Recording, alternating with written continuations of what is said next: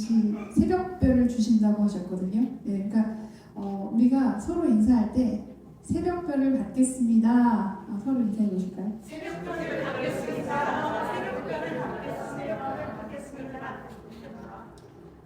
네, 복습하는 시간. 첫째 교회가 무슨 교회였죠? 에베소 교회. 두 번째 교회가 서만화 교회. 네, 이분이 떨어지는데 막 안 나와. 그죠? 알죠. 세 번째 교회가 버가모 교회. 오늘 교회가 두아디라 교회입니다.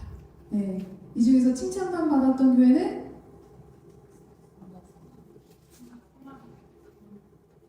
네, 서만화 교회. 맞습니다. 내가 또 대답을 이렇게 틀렸나? 네. 자, 두아디라 교회 이 지역의 특색이 또 있죠. 특색이 이 지역은 같은 황제 숭배가 있었지만 그래도 박해는 약간 덜했어요. 네. 근데 또 박해가 없으면 또 우리가 좀 또 자만해지고 또 쉽게 유혹에 끌립니다. 근데 어쨌든 박해는 약간 덜했어요. 특색은 뭐냐면 이 지역은 이런 세공 이런 게 강했어요. 그래서 뭐 구리 세공이나 철이나 이런 것들을 많이 세공하는 그러한 지역이었고 직조, 옷의 직조랑 그 다음에 염색이 또 강했어요. 그래서 여러분 빌립보 그 지역에서 바울을 도와 함께 사역을 하던 그 여자 자주 장수 루디아 기억나시죠? 네, 그분이 여기 지역 출신입니다. 네, 재밌죠? 네, 이런 거 알면 좀 재밌는 것 같아요. 여기서 있구나. 그래서 옷감을 팔았구나. 우리가 알 수 있어요. 그래서 이 지역은 그런 것이 발달되어 있었고, 그러니 당연히 상업이 발달되어 있으니까 제가 얘기한 그 조합, 그 길드라는 그 상인들의 조합이 또 당연히 발달되어 있었겠죠. 네. 근데 특히 이 지역은 그 상인들이 그 조합에 들어가서 또 각 상인 그 길드가 섬기는 신들이 또 있었어요. 그러니까 거기에도 숭배를 해야 되는 그러한 악한 상황이 사실은 있었습니다. 그리고 여기는 제가 얘기했던 제우스 신이 신들의 신이라고 했잖아요. 그러면 제우스 신의 아들인 아폴로 신을 특히 섬겼었어요. 네, 그 이유를 우리가 알아야 하는 게 또 오늘 본문에서 우리가 깨달을 수 있습니다. 네, 그러면 18절부터 한번 볼게요.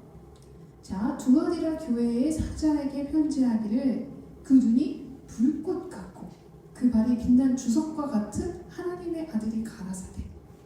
자, 아까 전에 제가 여기가 세공을 하고 구리 뭐 이런 철 이런 걸 다룬다고 했잖아요. 그러니까 이런 걸 다루는 이들이 찰떡같이 알아들을 수 있는 단어들을 선택한 거예요. 불꽃, 주석 이런 것들. 하나님의 그 눈이 불꽃같이 우리를 지키고 계시고 그 발이 빛난 주석과 같이 우리를 빛나게 만들어주시는 그 하나님의 아들이 가라사대. 네, 찰떡같이 알아들을 수 있게 이렇게 표현했고요. 근데 여기 보면 다른 교회에 없는 표현이 한 가지가 더 있어요. 하나님의 아들. 여기만 있어요. 왜 여기만 하나님의 아들이라고 표현했을까? 이게 너무 재밌는 게 그들이 어떤 신을 섬겼다고 했죠? 아폴로가 제우스의 아들이라고 했잖아요. 그러면 약간 뭔가 비스무리하지 않아요? 하나님의 아들 예수 그리스도, 제우스의 아들 아폴로. 그러니까 너희가 믿고 있는 그 아폴로가 진짜 신이 아니라 유일한 우리 하나님의 아들이 가라사대. 이들에게 분명히 선을 그어주고 있는 거죠. 아폴로가 아니야, 예수님이야, 이거예요. 네, 이렇게 이제 시작을 합니다. 내가 내 사업과 사랑과 믿음과 섬김과 인내를 아노니 내 나중 행위가 처음 것보다 많도다. 여러분 기억나세요? 에베소 교회는 첫사랑을 잃어버린 교회였어요. 그죠? 근데 여기는 보니까 처음에는 좀 미미한 듯 했는데 이들이 믿음 생활을 하면서 점점 더 사랑과 사업과 섬김과 인내가 커졌다는 거예요. 그러면 이건 무슨 말이에요? 믿음이 잘하고 있었다는 거예요. 그 잘한 것도 수준이 좀 높았다는 거예요. 왜냐하면 행위까지 갔으니까. 보통 우리가 주여 주여만 하는 게 초신자인데 이제 믿음을 우리가 이렇게 많이 받고 사랑을 많이 받으면 하나님께 헌신하잖아요. 헌신하고 있었다는 거예요. 그러면 이들의 이 수준이 하나님을 사랑하고 거룩함과 이 믿음의 수준이 꽤 높았다는 거예요. 점점 자랐다는 거예요. 탄탄하게 하나씩 하나씩 올라갔다는 거예요. 굉장하죠? 그런데 이러한 굉장함 속에서도 조심해야 한다는 게 그 다음을 보면 저희가 알 수가 있어요. 그러나 책망할 일이 있대요.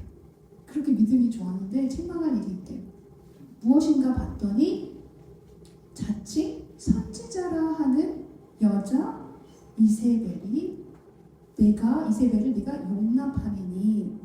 자, 이건 뭐냐면 결국 여러분, 우리가 믿음이 이렇게 한 발 한 발 차근차근 성장하고 나 이 정도면 좀 믿음 있는 것 같은데 내가 섬김도 막 열심히 하고 막, 근데 우리가 자만해서는 안 되는 게 한순간에 떨어질 수 있다는 거. 네. 왜냐면 이렇게 성실하고 거룩함으로 행함으로 가는 이들에게 이세벨을 용납했다는 거예요. 이세벨은요, 진짜 이세벨 이름이 아니라 구약에 나왔던 그 이세벨을 여기서 비유하는 거예요. 여러분, 이세벨이 어떤 존재였어요? 구약에서 아합 왕의 아내였죠. 이방신 여인이에요. 이방에서 온 여인이에요. 그래서 이 여인은 이방신인 바알을 데리고 온 여인이에요. 이 바알을 이스라엘에 널리 전한 대단한 여자입니다.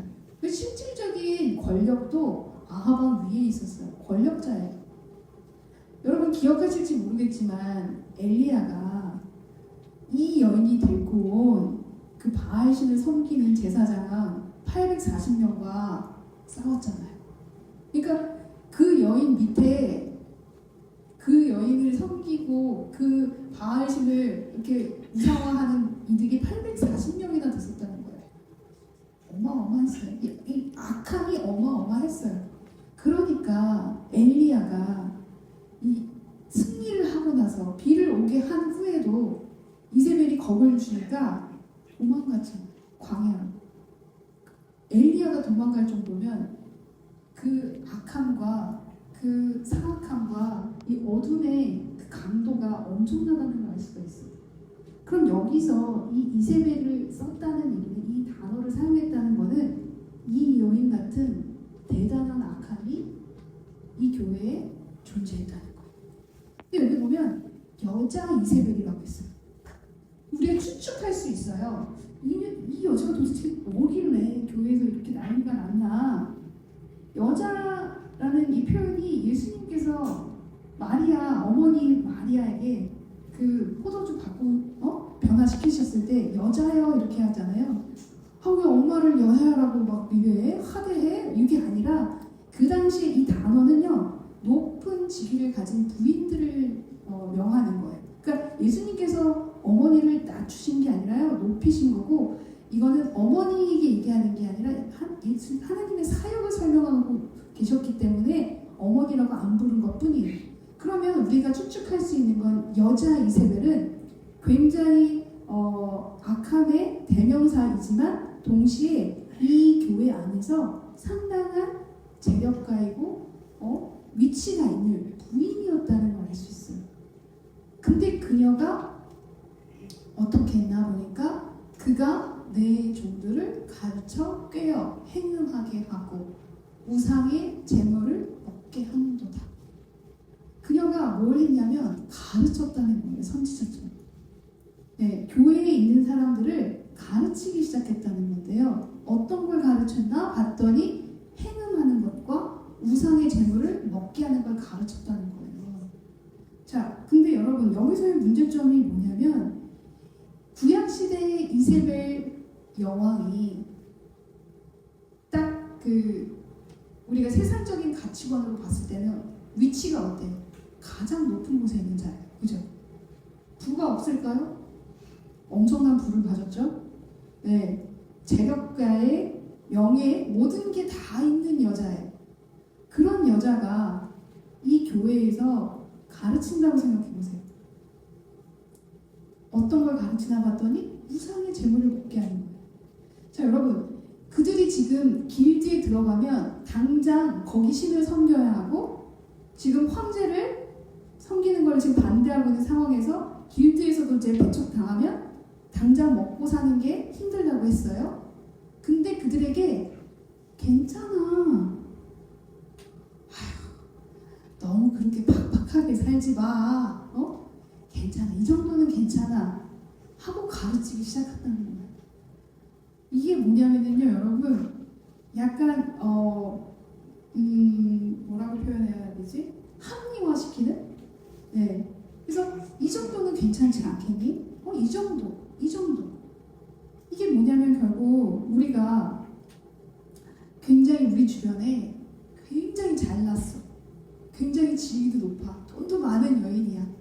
근데 그런 성별을 떠나서 그런 분이 우리에게 다 먹고 살자고 하는 거 아니야? 괜찮아. 이런 거 이 정도는 해도 돼. 하고 우리를 가르친다면 봐봐. 나 그렇게까지 안 해도 다 누리잖아. 하나님 나 복 주셨잖아. 그럼 우리가 귀가 솔깃할까요? 안 할까요? 솔깃하죠. 그냥 재력에도 눌리는데 돈에도 이미 벌써 앞에 가면 주눅이 드는데 그녀가 나처럼 살면 이렇게 살아. 뭐 그렇게까지 열심히 하나님을 위해서 안 해도 돼. 돈 해도 돼. 성공 그거 해도 돼. 그런 거예요. 그렇게 얘기를 하고 있는 거예요. 이러니 그들에게 이세벨을 내가 용납했다. 합리화시키는 걸 네가 받아들였다. 이거예요. 이렇게 높았던 신앙인들이었던 그들이. 네.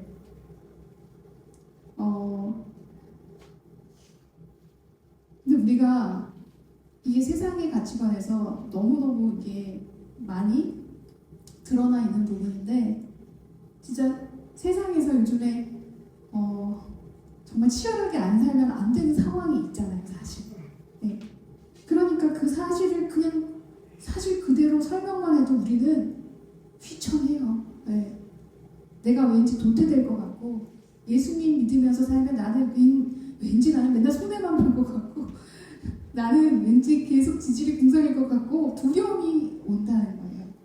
근데 잘난 여자가 굉장히 많은 것을 가진 사람이 아유 안 그래도 돼 하고 하면 우리도 솔깃할 수 있다는 거죠. 제가 지금 중학생 2명을 양육을 하고 있는데 둘이 형제나 자매가 아니라 다른 가정에 각각 다른 친구들이에요. 둘 다 중2고 성별도 달라요. 남자 하나는 여자 아이예요. 네, 걔네들이랑 같이 양육을 하면서 깨달은 게 하나 있는데 이제 한 달 정도 됐어요. 네. 아니 한 달 좀 더 지났어요. 근데 중학교 2학년과 양육을 한다는 건 진짜 하나님의 은혜 아니면 안 돼요. 네. 근데 중학생한테 말도 못 시켜요. 네. 근데 이 친구들이 정말 하나님의 말씀을 수용하기 시작했고 이 친구들이 가치관이 바뀌기 시작했어요. 너무 놀라운데 제가 발견한 게 뭐냐면 이 친구들을 하기 전에 바로 이 아이들의 부모님을 제가 또 양육을 했었거든요. 근데 너무 신기하게 부모님이 붕어빵이더라고요. 얼굴이 아니라 생각이 너무너무 똑같아요. 이거구나. 내가 돈돈 하면 내 아들이 돈돈 하는 거고 내가 성공 하면 내 아들이 자녀가 성공 하는 거구나. 제가 조금만 더 이 하나님의 가치관으로 깨달아서 일찍 우리 아이를 가르쳤다면 너무 후회가 돼요. 왜냐면 그때 저는 이걸 깨달은 게 거의 제 아이가 중학생도 지나서였던 것 같아요. 고등학교 때부터 제가 좀 철이 들었던 것 같아요. 근데 하나님께서 지금 우리에게 이 부분에 대해서 이게 행음이고 이게 우상의 재물을 먹는 것과 동일하다는 거라고 얘기를 하시면 우리가 조금 당황스러울 수도 있다는 거예요. 그러면 성공하면 안 우리 돈돈돈 하면 안 돼요? 그게 아니라 여러분 항상 제 얘기를 끝까지 들으셔야 하고 그게 부분적으로만 딱 해서 가져가셔서 얘기를 하면 큰일 납니다. 우리 목사님이 돈돈돈 하지 말았으니까 우리 돈 벌면 안 돼. 성공하면 안 돼. 이렇게 생각하시는 게 아니에요. 여러분 우리 성공해도 되고요. 돈 버셔도 돼요. 그러나 제가 얘기하는 건 뭐냐면 그걸 위해 살지 말라고 말씀드리는 거예요. 가치관이 그게 목표가 되어서는 안 된다는 거예요. 예를 들어서 여러분이 여러분 자녀에게 예를 들어서 이 대학 꼭 이 대학을 가야 돼. 너 이 대학을 예를 들어 서울대라고 치면 너 이 서울대를 가야 돼. 하나님한테 기도해 서울대 가게 해달라고. 근데 서울대를 못 가면 그럼 하나님이 이 아이와 함께 하지 않은 거예요? 우리 목사님은 답을 아시는 거예요? 아니잖아요. 그죠? 가치관이 거기 있으면 얘는 그 다음에 좌절할 수밖에 없어요. 하나님이 나와 함께 하시지 않은 거야? 내가 이렇게 성실하게 노력했는데 안 됐다면 이건 뭐야? 하나님이 없는 거야? 우리는 근데 잘못 가르치고 있다는 거죠. 우리가 가치관을 올바르게 너가 공부하는 이유가 뭔지 그러면 네가 서울대를 못 가도 너가 하나님이 어차피 쓰실 건데 하나님이 그 쓰시는 그거에 합당하게 너가 적당한 꼭 서울대가 아니어도 다른 대학이어도 되지 않겠어? 꼭 대학을 못 가게 되면 대학을 가지 않아도 너를 사용하시지. 너는 귀한 아이니까. 이렇게 돼야 되는데 우리가 목표를 세상에다 놓으면 아이들은 헷갈릴 수밖에 없어요. 그게 우리가 이스라엘 백성들이 예수님께서 오셨을 때 표적만을 바라봤잖아요. 그 표적이 없어지면 안 믿어야겠는데? 믿을 필요가 없는 데가 되는 거예요. 그러니까 자꾸 표적만 구하는 기도를 하게 되면 표적이 안 올 때 어떻게 되는 거예요? 시험 들어요. 하나님이 나를 사랑하시지 않나 봐. 고난이 오면 어떻게 이럴 수가 있어요 저한테. 내가 이렇게 사랑하는데 이렇게 울먹일 수밖에 없는 상황이 되는 거예요. 그래서 예수님께서 뭐라고 하셨냐면 서기관과 바리새인들이 물어보죠. 선생이요 우리에게 표적 보여주시기를 원하나이다. 이들은 표적이에요. 표적. 보여지는 거. 똑같아요. 세상의 가치고 보여주세요.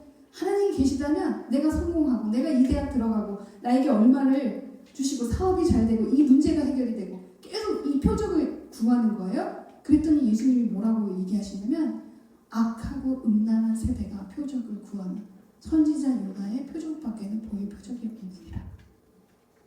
예수님이 우리에게 원한 건 그런 세상의 가치관으로 표대를 세워놓고 다는 그런 표적이 아니라 우리에게 알려주신 표적은 요나의 표적밖에 없어요. 요나의 표적이 뭐죠? 요나가 뱃속에 갇혔다가 죽음을 의미하죠. 뱃속 밖으로 부활을 의미하죠. 십자가의 사건을 얘기하고 있는 거예요. 결국 십자가만이 진짜 표적이다. 그 표적을 너희가 행하라. 이걸 알려주시고 있는데 우리는 다른 것만 생각하고 있으면 안 된다. 결국 우리가 여러분 생각해보세요. 전쟁이라고 생각하는 그냥 우리는 지금 전쟁을 하고 있어요. 세상에 살고 있지만 영적인 치열한 전쟁을 하고 있고요. 여러분이 영적인 치열한 전쟁에서 승리를 하면 적군의 것이 다 나에게 와요. 그런 것처럼 세상의 것은 보여지는 거는 그냥 따라오는 거라는 거예요. 우리가 그걸 굳이 구하지 않아도 하나님께서 다 주실 거라는 거예요. 네, 표적을 안 구하셔도 돼요. 나는 십자가만 구하면 돼요. 나는 십자가만 지면 되는 거예요. 그럼 승리하게 되는 것이고요. 승리하면 그냥 다 오는 거예요. 네, 저절로 넉넉해요, 여러분. 표적 이런 거 구하지 않으셔도 된다는 거예요. 자, 그리고 나서 나무라시면서 뭐라고 하냐면 기회를 주세요. 네, 회개할 기회를 주셨대요. 그 음행을 회개하고 자 아니하는도다. 회개하고 자가 밑에 있네. 회개하고자 아니하는도다. 회개할 기회를 주셨으나 회개를 하지 않는다. 자, 아합 왕과 이세벨은 어땠을까요, 여러분? 회개할 기회를 하나님께서 주셨을까요? 어디 있었지? 잘 살펴보시면은 회개할 기회가 있었어요. 자, 보세요. 그들에게 3년 반이라는 없다는 거잖아요. 그럼 고난이 오면 우리가 세상적으로 어떻게 이 일을 처리해야지가 아니라 우선 엎드려서 기도해야 되는 거잖아요. 내가 하나님께 어떠한 잘못 때문에 하나님께서 이러한 고난을 허락하시고 내가 뭘 깨달아야 하나님 이 상황 속에서 내가 어떻게 거룩함으로 가는 건가요? 하고 우리가 무릎을 꿇어야 하잖아요. 회개할 기회가 그때 있었는데 아합과 이세벨은 회개하지 않았고요. 그 다음에 자기들이 맞다고 바알신을 섬기는 제사장들을 840명이나 데리고 와가지고 엘리야랑 붙었는데 완전히 패배했잖아요. 그럼 자기들의 가치관이 틀렸다는 게 증명이 된 거잖아요. 그럼 증명이 됐을 때 내가 잘못 알고 있었네? 그럼 회개해야 되잖아요. 근데 그때도 회개하지 않아요. 그리고 비를 내려주셨죠. 그렇게 원하던 비가 내렸어요. 그럼 뭐예요? 은혜를 체험한 거잖아요. 은혜를 체험했는데도 회개하지 않았어요. 결국 그들의 최후는 내 피를 개들이 핥아 먹을 것이다 라는 것에 맞게 진짜 그렇게 되었다는 거예요. 여러분, 회개가 어려운 게 아니라는 거예요. 매일매일 그냥 여러분 꼭 무릎을 꿇고 시간을 정해서 눈물이 핏방울이 될 때까지 그렇게 기도를 해야 내가 회개가 된 것이다 라고 생각을 하시면 힘들어요. 안 하게 돼요. 그냥 생각날 때 언뜻 무슨 새로운 상황에서 떠올라 생각나게 해주셨구나. 하나님 잘못했습니다. 그때 그 순간 내가 참 어리석게 그 사람을 또 판단하고 미워했네요. 하나님 지금 용서해 주세요. 예수님의 이름으로 기도합니다. 아멘. 아주 간단해요. 이러면 우리의 죄가 씻겨나가는 거예요. 여러분, 저는 이 자리가 항상 무거워요.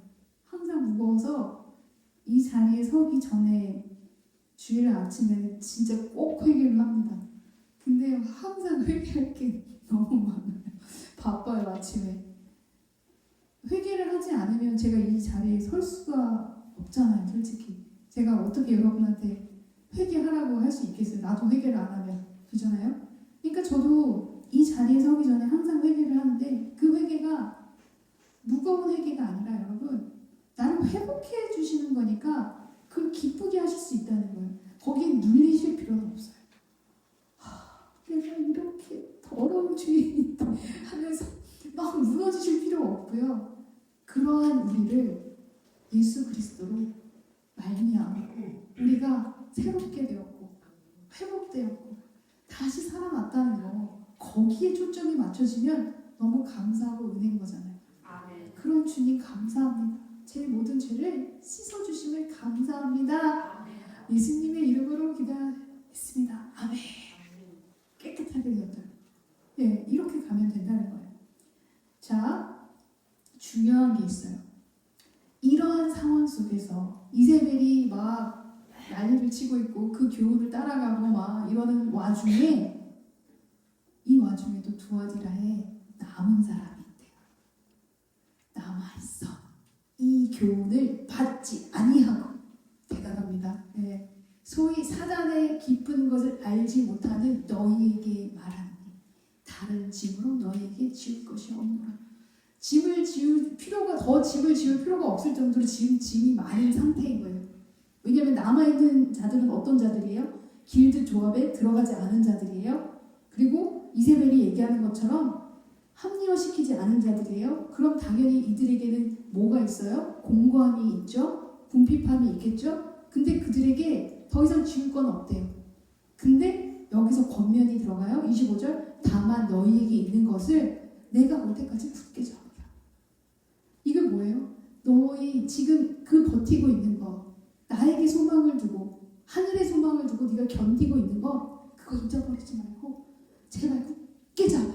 굳게 잡아. 흔들리지 마.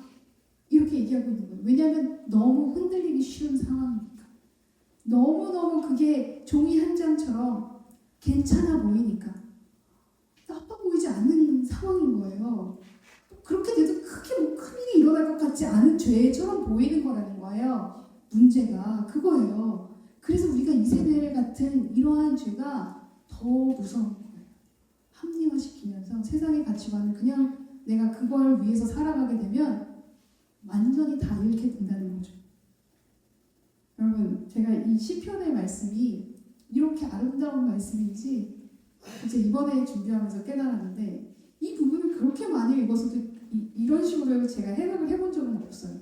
여기 뭐라고 되어 있냐면요, 내게 줄로 재어준 구역은 아름다운 곳에 있으며 나의 기업이 실로 아름답도다. 아름다운 것보다 그냥 이렇게 생각을 했어요. 근데 이게 어떤 의미겠어요? 우리에게 줄로 재어준 것처럼 각자에게 하나님께서는 우리에게 주어진 구역이 있다는 거예요. 기업이 있다는 거예요. 근데 그 기업이 여러분이 보기에 내 상황이, 내 가족이 나와 연결된, 관계된 것이 아름다워 보이지 않고 힘들어 보이고 징글징글해 보여도 하나님께서 허락하신 그 구역이 실제로는 실로 아름다운 구역이라는 거예요. 왜? 아름답게 만드실 거라는 거예요.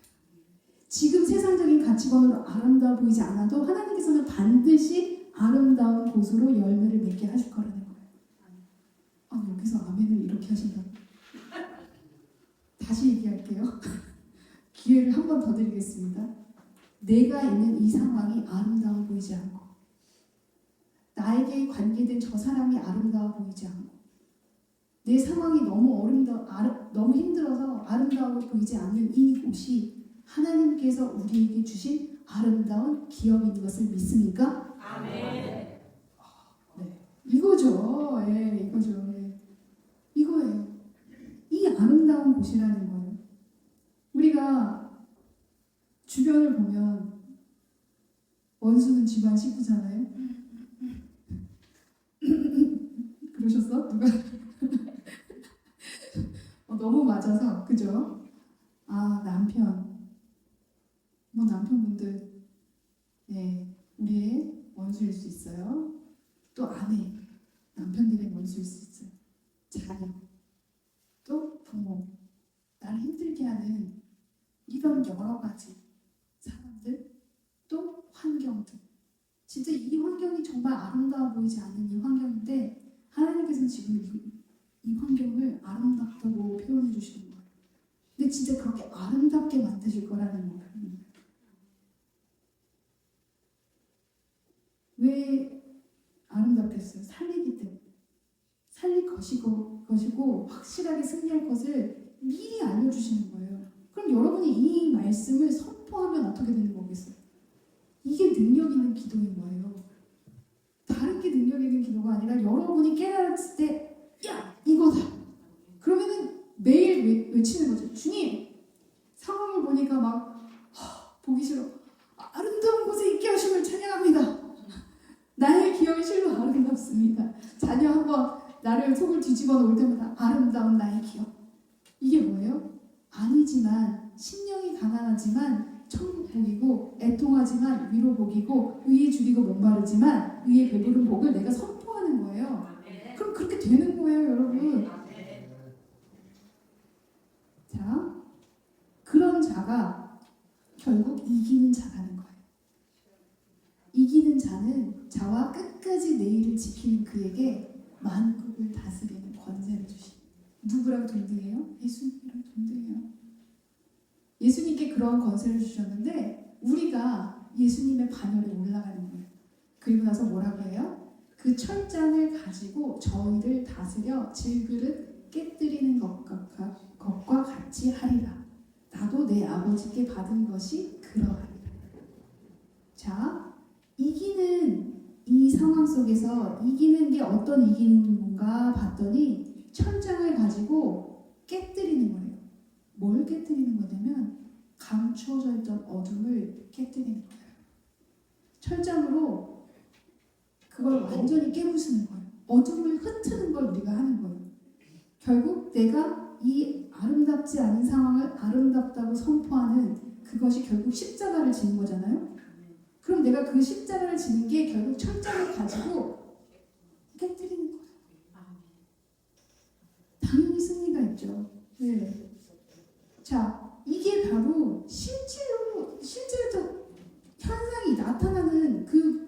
우리가 경험하는 거예요. 아무리 우리가 교회에서 주님, 당신을 사랑합니다. 당신을 찬양합니다. 우리가 그러한 입술의 고백 너무 좋아요. 하나님 당연히 받으세요. 근데 그건 모양이에요. 예? 경건의 모양이 있어요. 근데 능력이 진짜 뭔가 실질적으로 내 상황 속에서 내 이 징글징글한 아름답지 않은 것들이 아름답게 바뀌려면 능력이 필요하다는 거예요. 그 능력은 십자가라는 거예요. 아름답지 않은 걸 아름답다고 고백하는 나의 입술의 고백이 십자가를 지는 거예요. 이 아름답지 않은 이들을 위해서 내가 헌신하고 희생하고 사랑을 끝까지 주는 게 이 능력을 내가 실제로 일으키는 방법이라는 거예요. 여러분이 이렇게 하면 예수님과 동일한 능력이 여러분에게서 나가고 삶이 바뀌고 환경이 바뀐다는 거예요. 기도만 하면 왜 안 되지? 이제 나를 사랑하지 않으시나 보다가 아니라 너가 능력을 행하지 않아서 그래. 나는 너에게 능력을 이미 주었어. 그 능력은 예수님을 따라가는 십자가의 능력이야. 근데 네가 그거를 아름답지 않다고 하니까, 너가 그걸 싫어하니까, 계속 그거에 대해서 불만이 많으니까 능력이 생기지가 않는 거야. 생명이 나타나지가 않는 거야. 너가 죽어야지 여기 생명이 나타나지. 이걸 얘기해 주시고 계신다는 거예요. 이해가시죠? 자, 마지막 절. 내가 또 그에게 새벽별을 주리라. 네, 오늘 제목이죠. 이 새벽별이 누구겠어요? 예수님. 새벽별을 우리에게 주신다는 거예요. 이 새벽별이 예수님 자신을 우리에게 주신대요. 우리가 예수님을 가진 거예요. 가진다는 의미가 뭘까요? 예수님이 승리하신 그 승리에 우리가 같이 참여하는 거예요. 그래서 우리에게 주어진 이 승리가 온전하게 다른 이들에게 보여지는 거예요. 우리도 예수님의 승리를 보고 믿는 거잖아요. 만약에 예수님께서 거기서 그냥 죽으시고 끝났으면 우리가 왜 믿어요? 예수님을 부활하셨기 때문에, 승리로 이끌으셨기 때문에 우리가 예수님을 믿는 거예요. 하나님은 우리를 자녀로 택하셨고 자녀된 이들은 예수님과 동등하게 승리하는 자이구나. 승리하려면 예수님과 똑같이 하셔야 되는 거예요. 똑같이? 어떻게? 죽으신 거죠. 그게 우리가 해야 할 일이에요. 매일매일 잘 죽으셔야 해요. 그럴 때 우리에게 새벽별이 주어지는 거예요. 그러면 우리는 죽었다고 생각했지만 오히려 환경은, 내 주변은 바뀌기 시작하고 사람은 살아나기 시작하고, 내가 먼저 살아요. 내가 살고 내 주변이 살고 환경이 바뀌기 시작합니다. 이게 귀 있는 자는 성령이 교회들에게 하는 말씀을 들을지어다. 귀 있는 우리가 들어야 하는 부분이라는 거예요. 여러분, 결론은 뭐냐면 우리의 능력으로, 노력으로, 우리의 행함으로 우리가 얻은 구원이 아니에요. 우리에게서 난 것은 아무것도 없어요. 7교회가 지금 칭찬을 받은 교회도 있지만 칭찬을 받았다고 해서 허물이 아무것도 없는 건 아니겠죠? 예, 어쨌든 간에 그 7교회는 우리들을 대변하고 있어요. 우리에게 7교회들처럼 동일하게 우리는 괜찮은 구석이 아무것도 없음을 사실 시인하셔야 하고, 나에게로부터 난 것은 아무것도 없다는 것을 인정하셔야 된다는 거예요. 이 구원 역시 하나님께서 주신 선물이라는 거예요. 그렇다면 이 교회들처럼 나도 매 순간 낮아지면서 하나님의 그 성령의 동행하심을 구해. 내가 할 수 없구나. 나는 이 환경을 내가 바꿔보려고 너무너무 노력하고 있는데 내 노력으로는 안 되는 거였구나. 나는 나 혼자도 살 수 없는 사람이었구나. 내가 이제는 이것이 하나님의 선물임을 알고 성령님과 동행하면서 나아가야겠구나. 여러분, 이렇게 겸손하게 나아가시기를 축원합니다. 결론을 맺으면요, 결국 경건의 능력이 진짜 실질적으로 나타나려면 우리가 남겨진 사람이 되어야 된다는 거예요. 남겨진 사람은 어떤 사람이었어요? 이 상황이 그들에게는 길드에 들어가지 못해서 고난을 겪어서 궁핍함을 겪는 직접적인 그런 상황이죠. 아름답지 못한 상황이에요.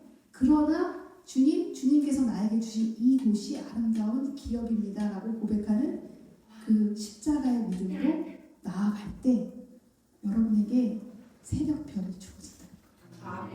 이 새벽별 놓치지 마시고, 네, 꼭 붙들고, 네, 오늘 주먹 쥐고 집에 가세요.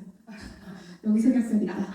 그리고 네, 돌아가서 잘 때까지 이렇게 농담이고요. 네, 어쨌든 이 새벽별을 놓치지 않는 한 주가 되고 또 매 순간 이걸 생각하면서 나에게 있는 기업 아름다운 기업이었구나 여러분이 다시 한번 입으로 선포하는 놀라운 믿음의 소유자가 되기를 축원합니다.